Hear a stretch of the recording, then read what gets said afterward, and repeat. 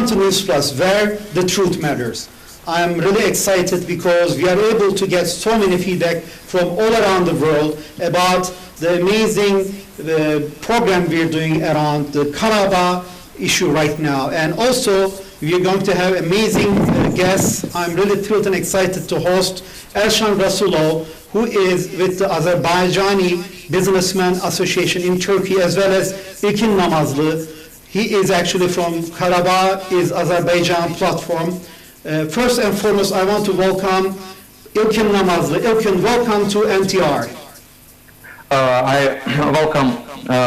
Hello, everyone. I appreciate this invitation. Really, thank you. I am from the Karabakh Azerbaijan platform. I represent this platform. This platform spreads the trust about Nagorno-Karabakh conflict. Okay, can you tell a little bit about yourself, and then I will ask Elshan to present himself, and then we will go ahead and check a 3-minute video together. So just briefly, can you tell for our 900 million viewers who İlkin Namazlı is? My name is İlkin Namazlı. I am project coordinator of Karabakh is Azerbaijan platform, which platform is that spread the trust about Nagorno-Karabakh conflict. Thank you. Elshan Rasulov, welcome. We are really excited to have you. I know you came all the way from Istanbul to Ankara. I want to thank you on behalf of NTR. It's a pleasure for us. Thank you for your invitation. Thank you. For our 900 million viewers across 40 countries in Africa, can you tell who Elshan Rasulov is? Actually, first of all, I want to start. Thank you very much for the kindly invitation. We are going to spend 1 hour full knowledge time, I wish so. So, Elshan Rasulov, one of the businessmen who was born in Azerbaijan, still Azerbaijani citizen, and keeping several countries, one of the Azerbaijani passport in his hand. And also investor in Turkey and participated of the Turkish-Azerbaijan Association. Thank you. Thank you. We will get more into details with you. Welcome. I want you to check a very important video with my viewers, and then we'll get right into the current situation in Azerbaijan as well as what is going on in Karabakh. Let's check the video right now. This map shows the areas of control in the Mediterranean according to Turkey's blue homeland policy. This is what Greece claims. As tensions escalate between Turkey and Greece in the eastern Mediterranean, maps staking out the claims of both nations have become widely available. This is the Aegean Sea, an elongated embayment of the Mediterranean Sea located between the Greek and Anatolian peninsulas. Greece argues that its islands in the Aegean Sea can generate their own exclusive economic zones. This would allow Greece to explore 370 kilometers of seawater and deny Turkey's rights to waters just mere kilometers away from the mainland. But Turkey has been pointing out that islands cannot generate their own exclusive economic zones, and that Greece's exclusive economic zones should start from the mainland. Greek Cypriots and Greece is pushing Turkey to give up almost 150,000 square kilometers from her maritime jurisdiction area, which is impossible to accept that. The exclusive economic zones are governed by the United Nations Convention on the Law of the Sea, which was signed in 1982. Turkey has never signed the treaty, but it has used certain principles from it to settle all maritime claims with Black Sea states, as well as in last year's maritime agreement with Libya. Turkey has been urging Greece to resolve the issue bilaterally, considering the proximity of their borders and that both countries are NATO allies. Just when it seemed Germany had brought both sides together in August, Greece and Egypt signed an overlapping maritime agreement on the eve of talks with Turkey. Turkey called off bilateral talks, citing a lack of commitment from Greece to engage in negotiations without preconditions. Turkey has adopted a defensive naval doctrine called the Blue Homeland, which effectively secures its main and only outlet to the sea freely. It was initially proposed in 2006 and was adopted as an official policy in 2013. Türk milleti olarak biz ne hak yeriz ne de hakkımızı yediririz. Akdeniz ve Ege'de korsanla, haydutla asla eyvallah etmeyiz. Akdeniz'de en uzun kıyı şeridine sahip ülkemizi kimse Antalya sahillerine hapsedemez. Milletimizin ve Kıbrıs Türklerinin denizlerdeki haklarını sonuna kadar savunmakta. Ladies and gentlemen, I want to first go ahead and talk to İlkin Namazlı. İlkin, from your perspective, why do you think the Hocali genocide is being avoided? And what does Armenia is trying to do with the recent attacks in the civilians in Azerbaijan? What is your opinion? Okay, firstly, Khojaly genocide happened in 1992. When it happened, not a lot of media covered this story. All world media turned the blind eye to what happened in Khojaly. But we only have 2 articles from New York Times and Washington Post. However, over the time, stories got forgotten due to influence of Armenian diaspora media. Now the world changed, and there are a lot of information source available. What's going on? For example, when Armenia attacks the Ganja, which population by 500,000, Armenia indiscriminately targets a very large city, and they hit Ganja. Where they see what happened in Ganja, the diplomats, politicians in Azerbaijan see the whole story, all crime in Ganja with their eyes. Thank you very much, Ilkin. I want to ask the same question to my dear friend Elshan. Can you tell from your perspective, Elshan, why do the world is not having enough awareness, proper awareness about the Khojaly genocide, and why Armenia is attacking now directly to the Azerbaijani civilians rather than fighting army to the army on the occupied region in Karabakh? Actually, first of all, at the beginning, we should understand what was happening in the Khojaly since 1987 until 1994, and then during this period, what was the war between those countries, Azerbaijan and Armenia? Why the Armenian occupied Azerbaijani land, and then they did the genocide, and then they killed 580 people, and half of them was a woman and then kids. So most of them, they destroy actually the Azerbaijani nation in those land. That is their goal. So how they start actually? So this is start because of the Azerbaijani voice. Azerbaijani citizen wanted the freedom. Before Azerbaijan under the Russian Empire, so it's continued like that 70 years. After that time, Azerbaijan citizen, population, civilian want their rights to be free. So they raise the flag against the Russia. So Russia punished them with this land. And this is not started with the east of the Azerbaijan actually. It is started north of the Azerbaijan, where how the Russian entered to the Azerbaijan through killing 100,000 people in January, 20 of the January. This is another genocide made by Russian army inside the country. Then Russian understood that they cannot stop civilians to get their rights to be free. So they find another route and then carrot to punish Azerbaijan from the another land with the army source, with the Armenian army source. So they come inside from the west. Actually, that time Armenia was a nothing. Even it was not a country. It is a rabbit under the Russian unions. Sure. So they control that Armenian soldiers with the Russian armies, Russian gangs to kill Azerbaijani citizen who was living in Nagorno-Karabakh, and not only that part, 7 different big cities. So we are talking right now 1 million of the population removing from the land to push them to leave the another part, how we are calling them the migrant. Yes. They were the immigrant their own land. How is it possible? Because Russia made a punishment for the Azerbaijani freedom. If you want the freedom, you have this punishment.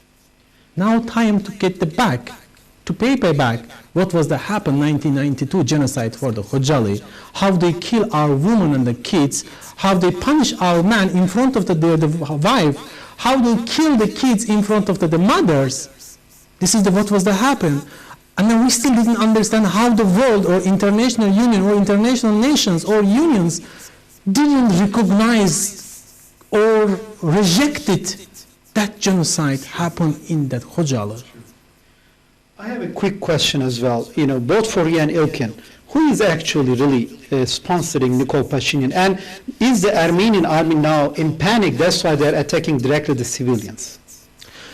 Actually, since beginning, if we see that, who is the big brother, they say it is a Russian, and that they rejected to help the Armenia. Why? Because Armenia was moving to the west. They supported by the, first of all, British Council, British government, and then USA government. They got very good support from them to be part of the west, like Georgia, what was that happening. So they believe that they can be like Georgia, to be part of the western countries.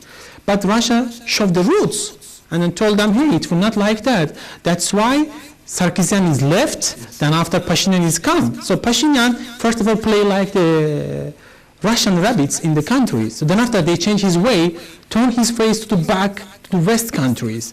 Then Russians say, you are one of my land, you are one of my controller. You cannot go by yourself anywhere without my permission. So now time for you, you have to pay it back what you done last 2 years. So for the moment, how the Armenian start attacking to civilian. Actually, this started 2016 April. This war is the beginning of the fire. It was April 2016, and an Azerbaijani force say that we have a loyalty to take our land back. That's why we keep some army source to protect our civilian who is living in the border. Then after Armenia attacking our civilians, start killing Azerbaijan under international rules. Under rules of the confirmation of the United Nations to announce, I need to protect my civilian, I need to protect my land, but Armenian attacking, killing my civilian. If you are not doing nothing, I will go back and fight with them. So United Nations and then another organization, they didn't say nothing. They didn't stop. They didn't make any aggression against Armenia. They didn't do nothing. They blind their eyes and then they don't. Azerbaijan has his right to use his power against them to actually to push them back, not to let them. In Azerbaijan, not in Armenia. Absolutely. So this is taking back the really occupied territory. Absolutely. 2016 April, what was the happening there, stopped by the Armenian force. They said, okay, let's do peace. So Azerbaijan accept, let's do peace, but we have a condition. We want our land back.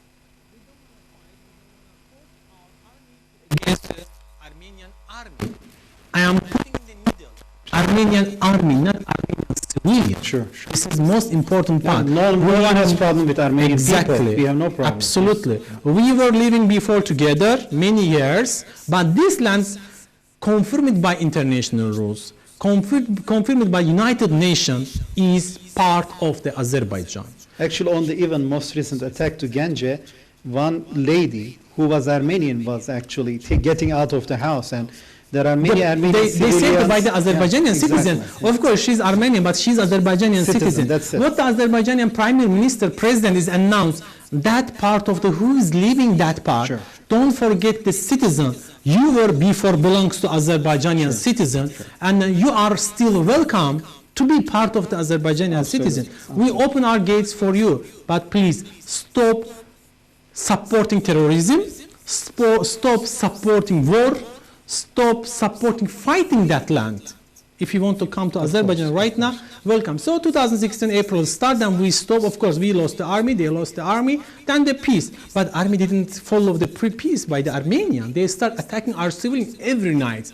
And then if you call anyone who's living in the border, you talk to some of our family here. Still, my family is living in the border. And then when I was talking with them, they say that when we are not hearing gang voice, we are thinking that something is happening wrong. Because they use it to heard that voice attacking by the Armenian force all the time. So it is very regular for them, It is very regular that they accepted that army voices. If it is stop, what is happening? Why stop? Interesting. It is very interesting, that part. So thereafter, still against Armenians' aggression on the land, they continue. Non-limited. This is very important, non-limited. No one knows what they can do because we don't know what they have. So, because they use it, and the army source, they use by the other side because Russia, what they want to Russia? They want the money. Sure. Where is the war? He's the army gangs over there. So, Armenia is one of the bigger buyer. Azerbaijan also buyer. Sure. We'll get to that, Alshan. Let me get to Ilkin just one second. Ilkin, from your perspective, who is Nikol Pashinyan, who is sponsoring Nikol Pashinyan, and actually why is he attacking directly to the civilian from your perspective? I absolutely agree with Elshan's statement, but I have some additions. Sure. Some Armenian diaspora in USA and some Armenian lobby in USA, also some Armenian elites like Kardashians, sponsor Nikol Pashinyan. I see. Currently, people donating money through Armenian funds. All Armenia currently spreading the fake information about being the victim of another genocide. I see. People unaware about the full conflict. So if you ask me who is sponsoring the prime minister, I think I say that. Okay. So diaspora is also at Armenia, basically. Armenian diaspora Yes. in USA, lobby, and also elites, Armenian elites, like Kardashian. Okay. And it is definitely also their celebrities in USA and their lobby. There are some celebrity in USA. For example, Dan Bilzerian, Kylie Jenner, and etc. I see. At the moment, Armenian ideology is very ambitious and very bad. And I come to second part of your question. Why Armenia to this Azerbaijani civilians. Why civilians? Yes. Why target civilians? First, they want to scare our nations and our civilians. But our nation don't scare because it's very strong nation. Also, secondly, it's strong nation. And secondly, Armenians to provoke Azerbaijani to hit Armenian lands. Sure. Yerevan or etc. So Armenia involve Russia and France and it's another country. But we are not going to provocation. We are only fighting for our lands. Karabakh is internationally recognized territory of Azerbaijan, and it's not disputed territory. It's yeah, there are many UN resolutions, European resolutions that Karabakh belongs to Azerbaijan and Armenia has to withdraw immediately. We know all of those. But yes, I want to thank you for your assessment. UN resolution 899, 853, 874, and 884 resolution. Karabakh is part of Azerbaijan, is officially recognized territory of Azerbaijan, and Armenia withdrawal all Armenian troops from Karabakh. Ilkin, I want to ask you another question. You know, how do you think this 30-year occupation will play out in Karabakh? Do you think Nakhchivan will be reconnected again to Azerbaijan if these threats and also attacks on civilians continue? I will first ask to you and then to my dear friend Elshan. Do you think Nakhchivan can be reconnected to Azerbaijan because that area is also under threat and Turkey is also a guarantor in that region as well? Between Azerbaijan and Nakhchivan is this land between Azerbaijan and Nakhchivan is territory of Armenia. To come my final analysis, we will liberate all our occupied lands, and once our lands I think this territory between Azerbaijan and Nakhchivan, Azerbaijanis have no claims another regions of other countries. We respect our neighbors, other countries. Thank you. That's all. Thank you. Elshan, from your perspective, how will this 30-year occupation play out? And there are also some concerns that Nakhchivan is under threat because they keep attacking right now other civilians in like Ganja and others, but instead of fighting in, and they are seeing the fight is being lost. But do you think this will end up being also, Nakhchivan reconnected to Azerbaijan? What do you think? Actually, right now, war exists, which part of the land occupied by the Armenian.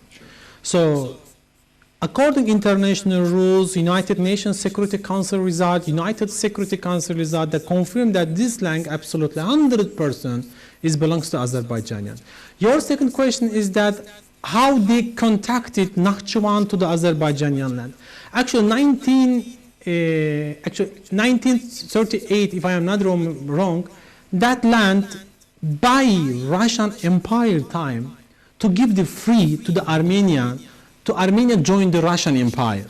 So for the moment, according to international rules, where is the written every country map by drawing the international standard, it is impossible, to be honest, because this land legally belongs to Armenia.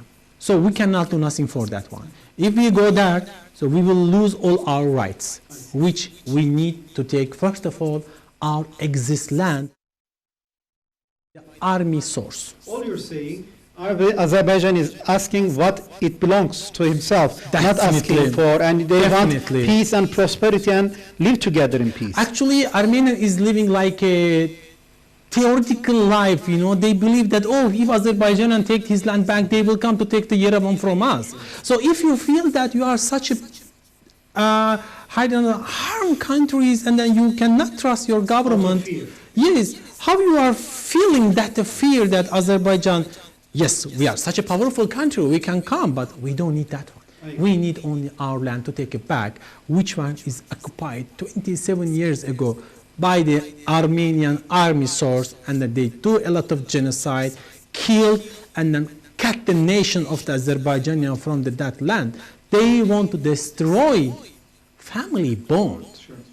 They divided many families, they separated many families, which they don't have surname anymore. You cannot find any papers, any registered document that part of the family was exist before, because they don't have continuers. It is died already. This is horrible. This is what they want to do. I see. But Elshan, another quick question. You are getting real-time information from the situation as well as Ilkin. Yes, we are taking. I want to really understand from your perspective. There was a recent ceasefire for 12 hours. Why did actually Armenian violate the ceasefire even a couple minutes after, and then they attacked with ballistic missiles? And do you think this is a war crime, attacking against civilians? I want to clarify one part of why the Azerbaijani government accepted case fires. Yes. What the case fires accepting peace? Because Armenian foreign minister went to Russia and requested them, please push Azerbaijan for the case fires. We are ready to sit on the table, and then we have a declaration. He has his declaration. We will find the peace whale to dig it. But they attacked like 2 minutes after the ceasefire. Then after this ceasefire, of course, Armenian part was expecting Azerbaijani president will reject that one. But we play very nice gamble. We accepted. We told them we are ready, but only one condition. You will give us our land back without any request, without any reason for reject. They thought, and then this meeting is take 12 hours, and then 8 hours, Russian foreign minister, they pushed the Azerbaijani foreign minister, let them Russian peace army come back again that land. Who is the army? They did genocide with Armenian army against the civilian of the Azerbaijan, 1990 to that land. That's the reason Azerbaijan prime minister and the foreign minister reject them. No, we want our land back. We don't want anyone peace. We will create our peace. We have enough powerful army to protect our civilian who is going to leave our exist land which occupied by the army. Excellent. So, quick question, Ilkin, from your perspective, what is Russia and other major forces' current position right now? Ilkin, what is Russia's position? Russia is our neighbor, and we have good relations with Russia. We expect Russia to respect international law, to respect our history, friendly relations, and to stay out of this conflict. I think, in my opinion, Russia tries to seem neutral, and we hope that's so. Thank you. And what is your position? What do you think? What is Russia's position and others in the conflict right now? Actually, this is not only one conflict land which the Russian used against the exist Caucasian country. So Russia was tried 2008 against Georgia, and in 2018 against the Ukraine. So it was not successfully. So he knows that if he uses the same way against Azerbaijan, he will lose Azerbaijan too, and then he will lose his international position in the world against the mini union. That reason now he is playing clearly, and then his prime minister announced this land belongs to Azerbaijan. Yes, me and several countries, we have an agreement, which security agreement, each country, if something or anyone attack those countries, which is 7 countries in the contract, Russian army is ready to protect. But unfortunately, we cannot protect the army now because this land belongs to Azerbaijan and the fighting in Azerbaijan land. So Russia doesn't want to lose his position, his relationship with Azerbaijan, because if he made against Georgia and he lost Georgia, now Georgia part of the European Union and Council. Azerbaijan is a part of the European Council, but not European Union. If he made like that, European Union opened the door already and then calling Azerbaijan come. Because if the Azerbaijan come, he will come a lot of sources free. Gas, petrol, oils, and other mythical source. Thank you. Now I want to stop here. Elshan Rasulov, thank you very much for your amazing feedback. İlkin Namazı, thank you for your support. We'll be back after this advertisement, commercial break. Thank you all.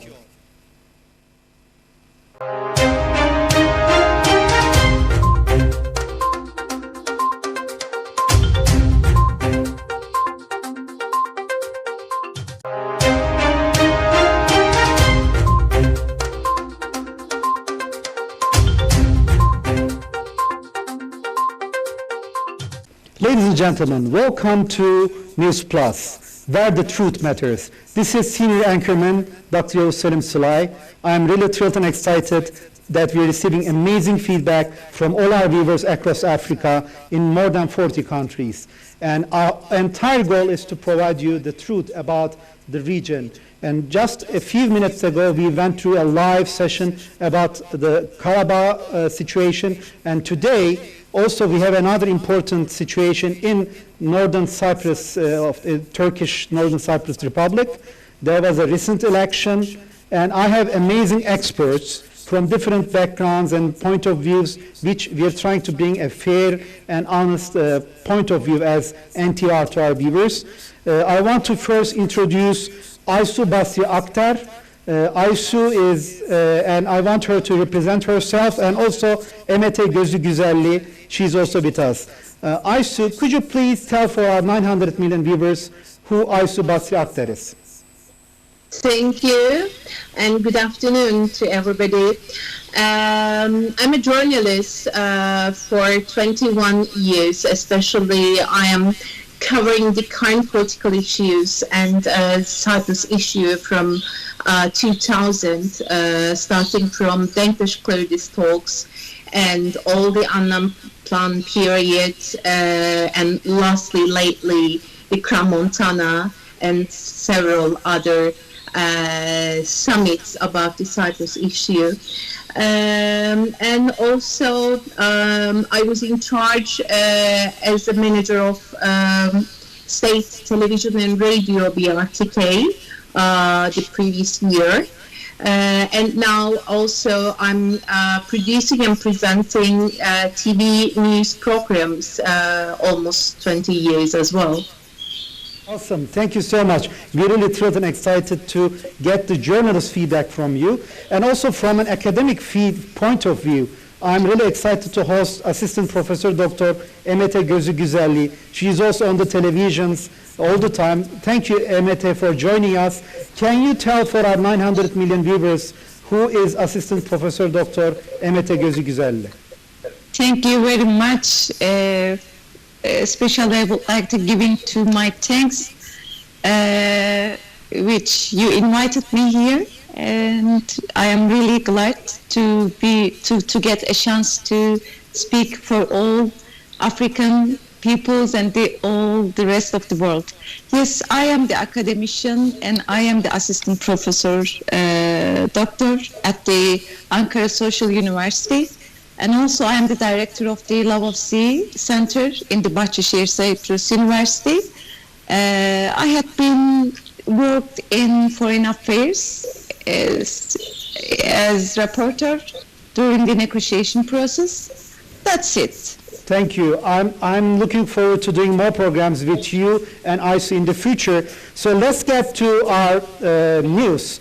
You know, recently we just had an election. It was a head-to-head election, and as you all know, the Prime Minister Ersin Tatar in the first round get about 32.34% versus Mustafa Akıncı get 29.84% of the votes. And on the 18th October, there will be another round. And I want to start with Aysu Basri Akter. Aysu, what do you think the current status on the elections are in the Turkish Republic of Northern Cyprus?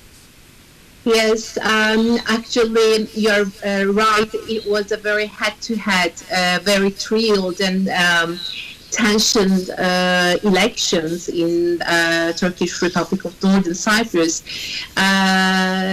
This coming Sunday, the current president and the current prime minister will run for the second round.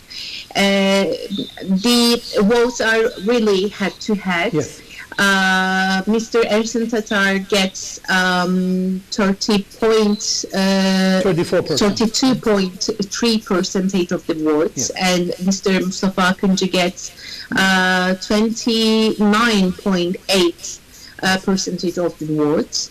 And it seems that both National Unity Party, which is the party of Mr. Tatar, and both Akıncı, its votes rise a little bit according to the last elections. Today, the candidates start to visit the other parties to search for support in this second round. And here, especially the CTP, which is the Republican Turkish Party, the main opposition party in the parliament, and their decision will be much more crucial and much more important, especially for Akıncı, because it seems that they will declare a clear and open support to Akıncı after tonight's meeting. And Erman, the leader of the party, was also a running candidate in the elections, and he gets 21.7% of the votes.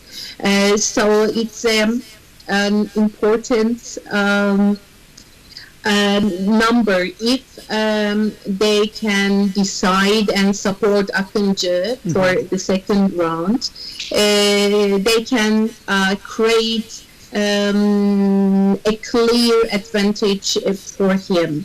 On the other side, Tatar also going to search for support from the other parties, especially Mr. Denktaş, Mr. Arıklı, and Mr. Özersay parties seems to already support, their voters already support in the first round, and it is expected them to support in the second round, but most probably they will not maybe declare an open support for Tatar, especially after the first round of Mr. Denktaş.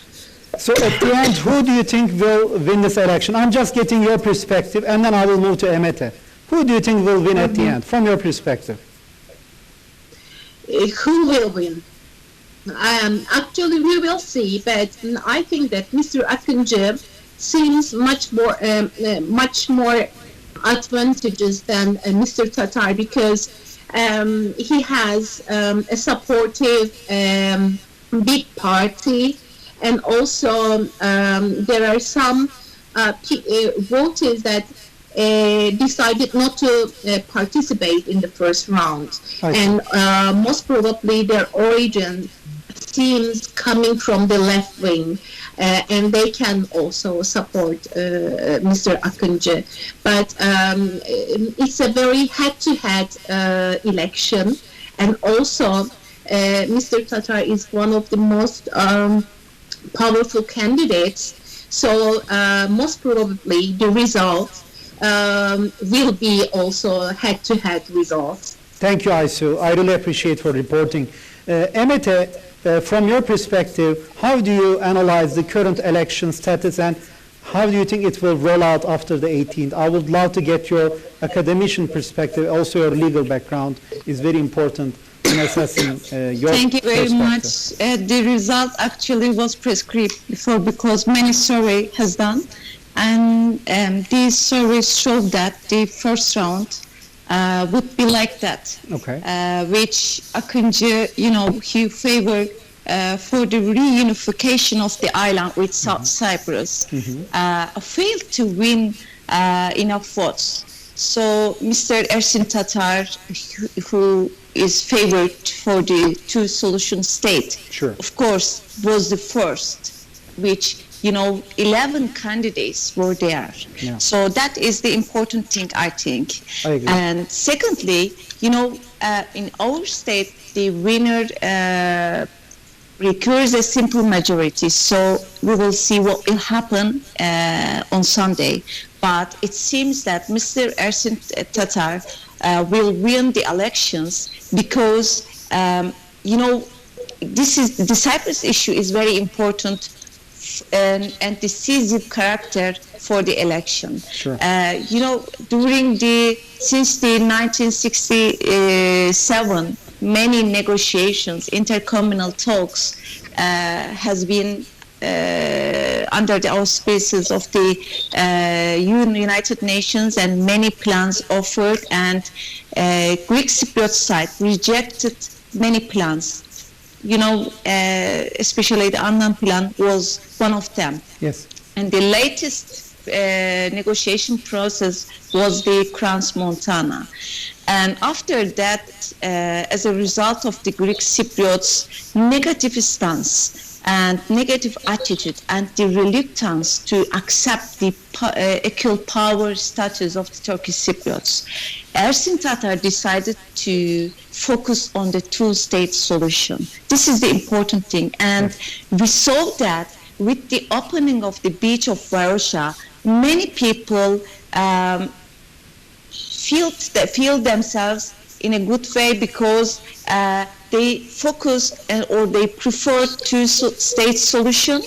At least we saw during the surveys, which people prefer to continue with their equal status with their states. So Mr. Tatar believes that Mr. Tatar believes that good fences makes good neighbors. Sure. This is the main principles for him. And the world has changing.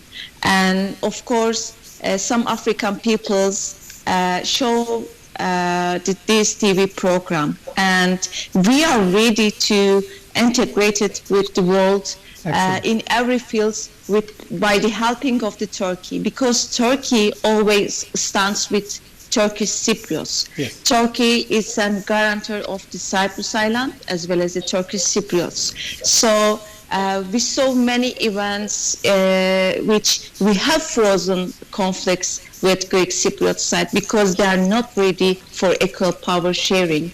And since roughly 50 years, we are negotiating the Cyprus issue, and they are not accepting still the equal power sharing with Turkish Cypriots. They are trying to acting as unique power in the island. They are trying to show Turkish Cypriots as minority, so that is not acceptable. That's why Ersin Tatar will win, because it is time to reconceptualize the Cyprus issue.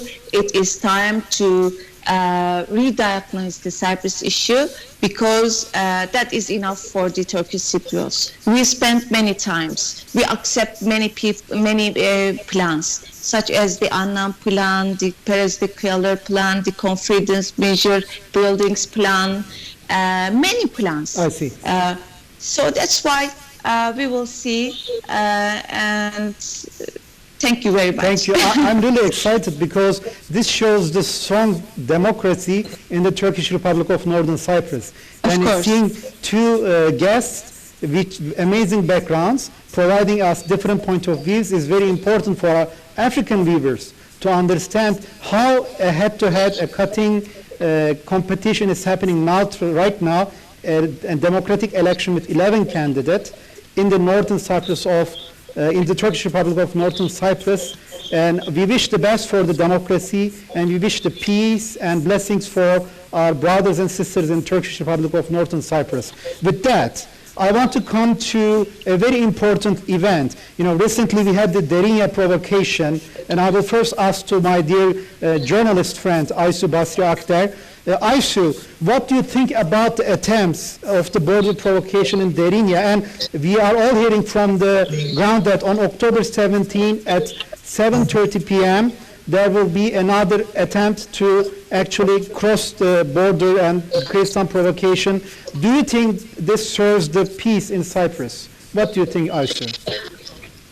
Of course, it will not serve for the peace, but actually, the group is a very small, very, very radical group in the Greek part of the Cyprus. Okay. And after the last night's provocation, there was a youth group from Akel party, Edon.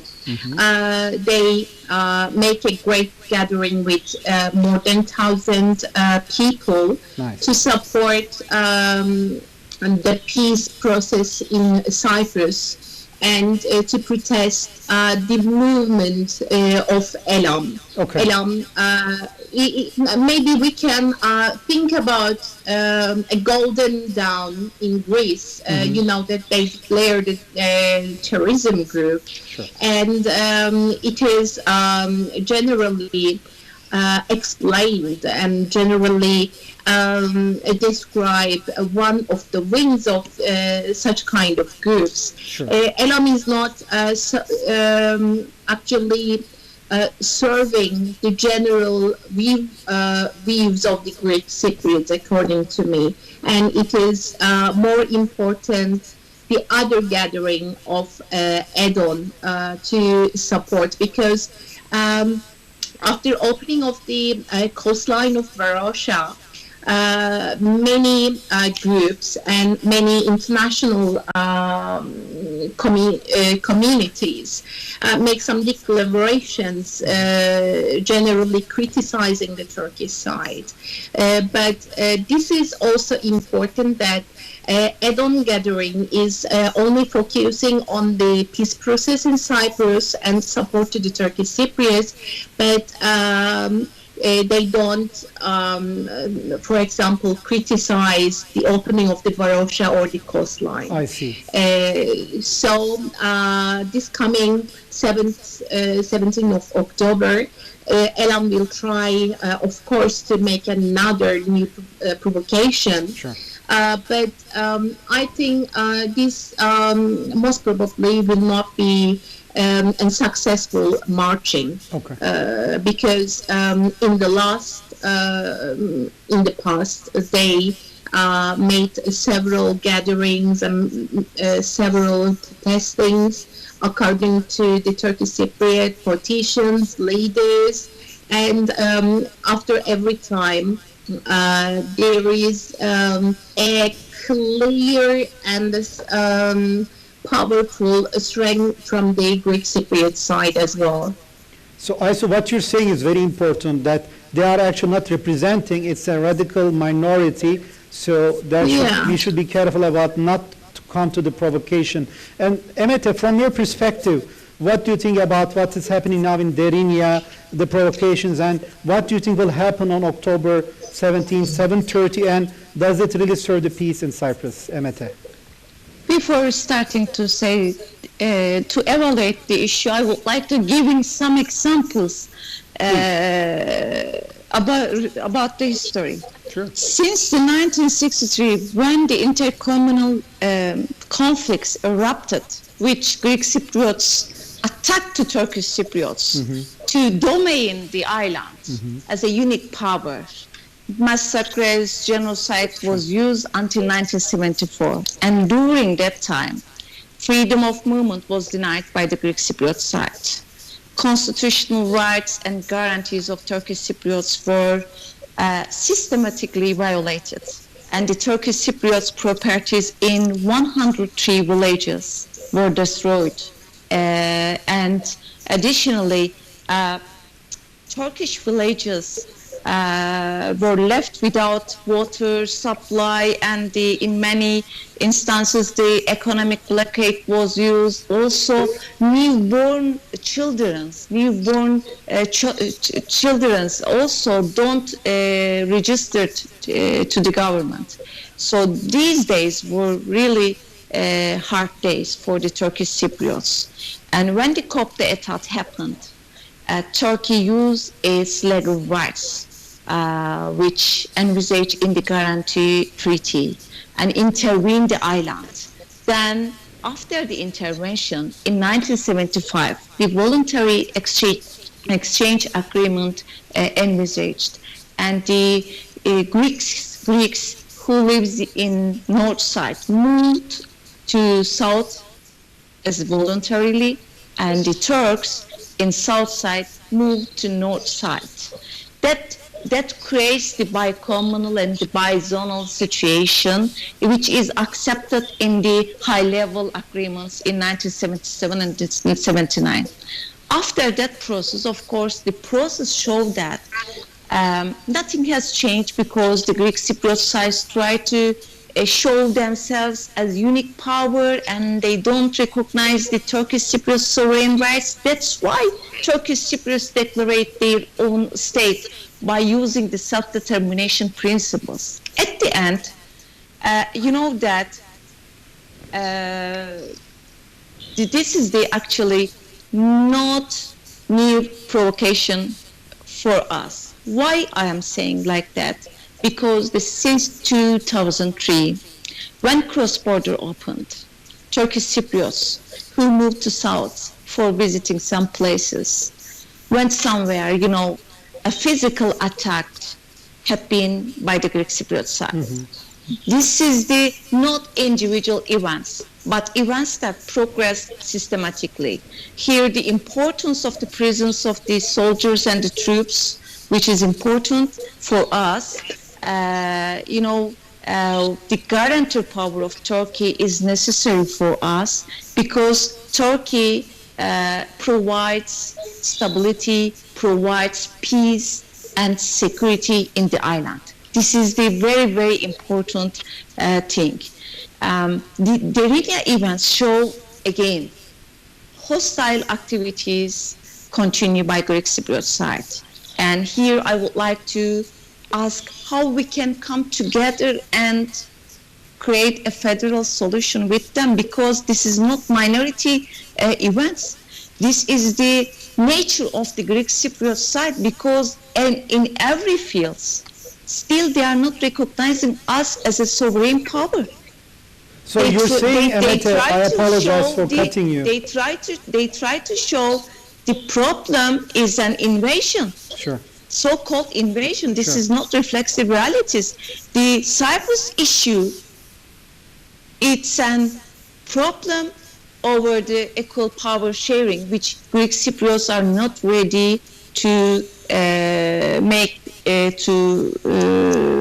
make power sharing with Turkish Cypriots. Sure. So that's why it is not normal.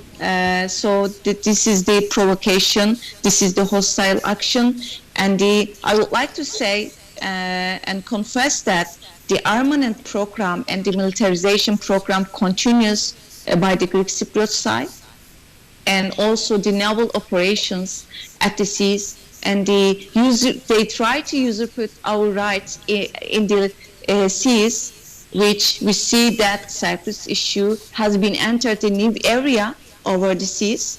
So this is reflects the Greek Cypriot policy, because since the 2003, many attacks have been done against the Turkish Cypriots who moved to the south side, but nobody don't take any punishment from anywhere. Thank you, Emete. Thank you very much. Thank you. I see your point. you're saying this is a systematic movement, not Yes. one by, and it is continuing every year, and there is also militarization on the southern side. So I respect both point of view. So my last question is to Aysu and then to Yemete. Aysu, from your perspective, what is the current political and legal status on the Mace Island? And, you know, the Sevilla map, which, or so-called Sevilla map, and the Eastern Mediterranean, and what do you think is the solution in Cyprus? Actually, all these growing tension, especially in the Eastern Mediterranean, between Greece and Turkey, are depending mostly on the Cyprus issue. Sure. If we could manage to solve the issue, most probably the two countries can solve their problems much more easily, because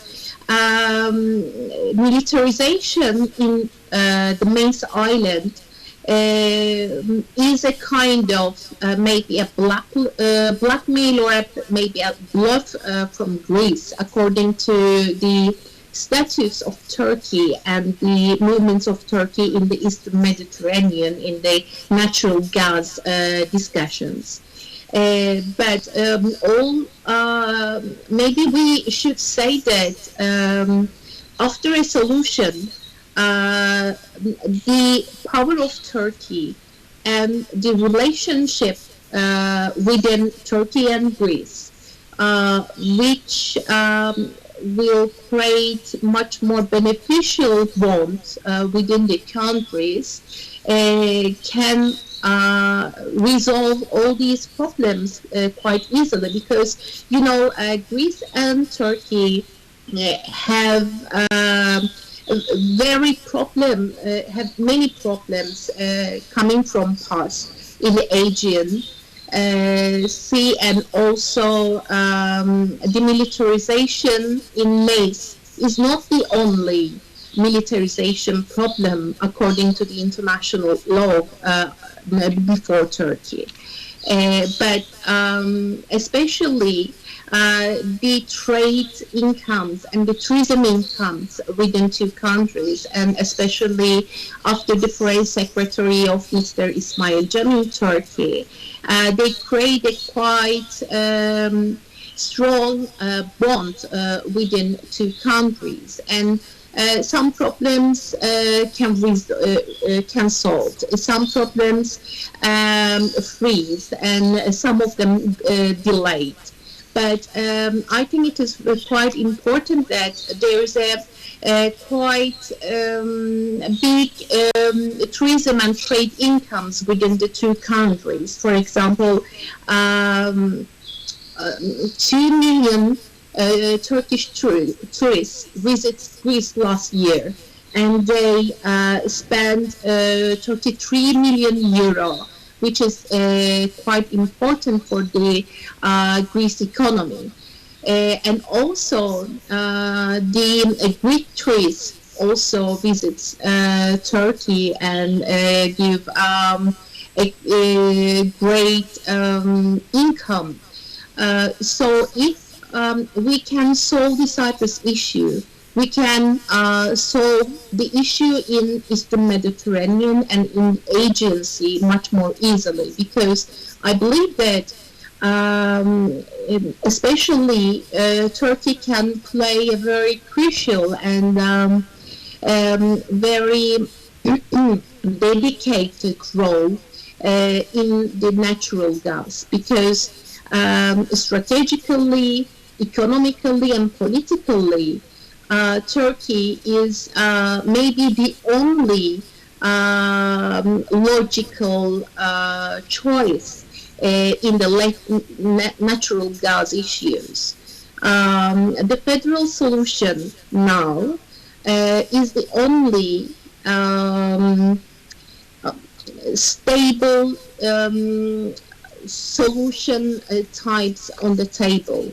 After the elections, all the sides, all 5 sides, all the guarantor powers and the Turkish and Greek Cypriot leaders will meet with the Secretary General of the United Nations to decide what they will do after that, because I think all sides can accept that the negotiations came to another phase that shouldn't start from the very beginning. But there were some points that underlined by especially the United Nations, which are the equal power sharing within the Turkish Cypriots, and also the role of the Turkey, and also the guaranteeing power of Turkey. These are also underlined and noted by the United Nations. If they could manage to solve in a federal basis the Cyprus solution, it will help to Turkey, to Greece, to solve their problems, and also to Turkish Cypriots and Greek Cypriots to coordinate their relationship in interbeneficial arrangements. Because if we look to the political position of the Turkish Republic of Northern Cyprus, yes, this is an unrecognized state and only recognized by Turkey. But unfortunately, according to the international law, Turkey as well couldn't do anything or couldn't step in any movements about the recognition of the Turkish Republic of Northern Cyprus. But for example, a football team from Turkey couldn't make an official match in north of Cyprus. But the football teams of Turkey directly fly to Larnaca, the Greek side of Cyprus, and make official matches in the international arena.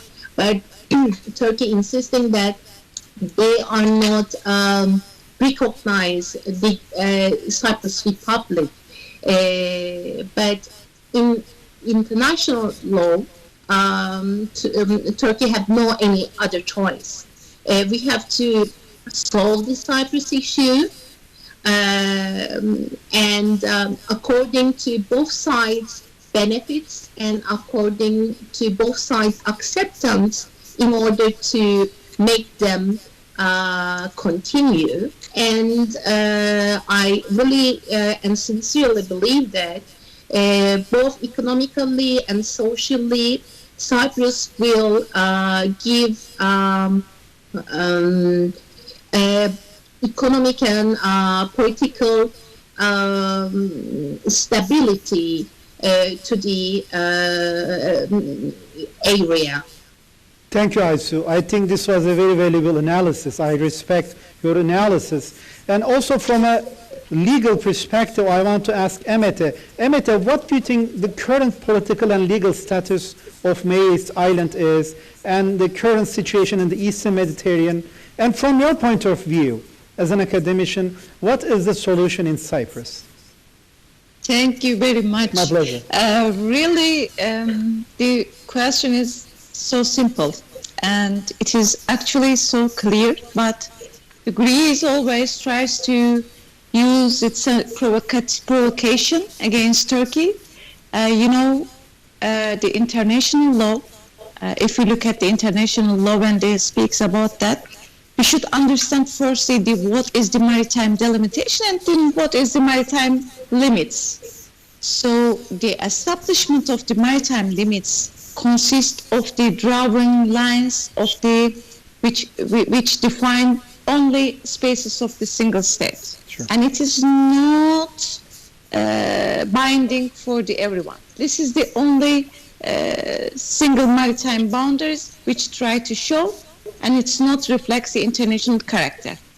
But on the other hand, the maritime delimitation is stated, which is stated actually in 33 and the 74 of 1 of the UNCLOS. Maritime delimitation is an operation effect between two or more states. And the agreement is necessary, and the equitable result is necessary. In that case, what they say, Greece tries to create some huge maritime zones, for which we can call that is the maximalist claims against Turkey. And Greek Cypriots and Greece only try to show de facto maritime limits and not binding for everyone or for Turkey, because Greece is a detached island and far from mainland of Greece, and it is located in the territorial waters of Turkey. That is the very important thing. And Turkey is just 2 kilometers away from Greece. So in that case, the customary law and the general principles of the law and even the case law speaks. And the principles of the land dominates the sea is some general rule for everyone. And this is the basic argument of the international courts, which similar with the la terre domine la mar, which is the same principle, same legal principles. That means any EEZ claims shall not infringe upon the mainland status of the island.